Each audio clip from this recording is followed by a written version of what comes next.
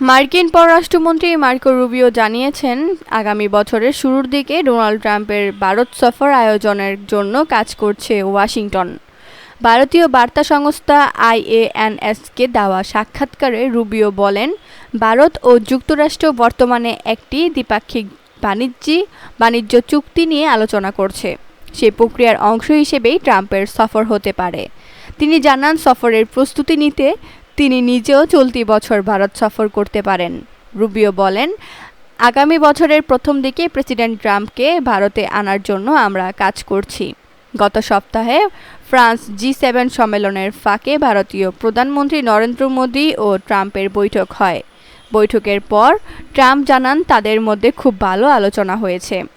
রয়টার্সের প্রতিবেদনে বলা হয়েছে, ভারত কয়েক মাস ধরেই ট্রাম্পের সফরের জন্য যুক্তরাষ্ট্রের সঙ্গে যোগাযোগ বাড়িয়েছে। সম্ভাব্য সফরটি জাপান ও অস্ট্রেলিয়াকে নিয়ে একটি আঞ্চলিক বৈঠকের সঙ্গেও যুক্ত হতে পারে।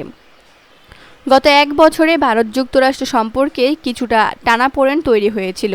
রাশিয়া থেকে তেল কেনার কারণে ওয়াশিংটন ভারতীয় পণ্যের উপর উচ্চ শুল্ক আরোপ করে।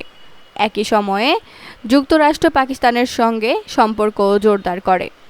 এসব কারণে শীতল হয়ে ওঠা সম্পর্ক মেতে ভারত সফর করেন মার্কিন পররাষ্ট্রমন্ত্রী রুবিও। কিন্তু ওমান উপসাগরে মার্কিন নৌবাহিনীর হামলায় 3 ভারতীয় নাবিক নিহত হওয়ার ঘটনায় দুপক্ষের সম্পর্কে আবার টানাপোড়েনের সৃষ্টি হয়। IANSকে দেওয়া সাক্ষাৎকারে রুবিও জানিয়েছেন, ভারতের সঙ্গে একটি বাণিজ্য চুক্তি করার আশা করছে যুক্তরাষ্ট্র। তিনি বলেছেন, আমি এটি সম্পন্ন করার একদম শেষ পর্যায়ে আছি আর এটি খুবই ইতিবাচক।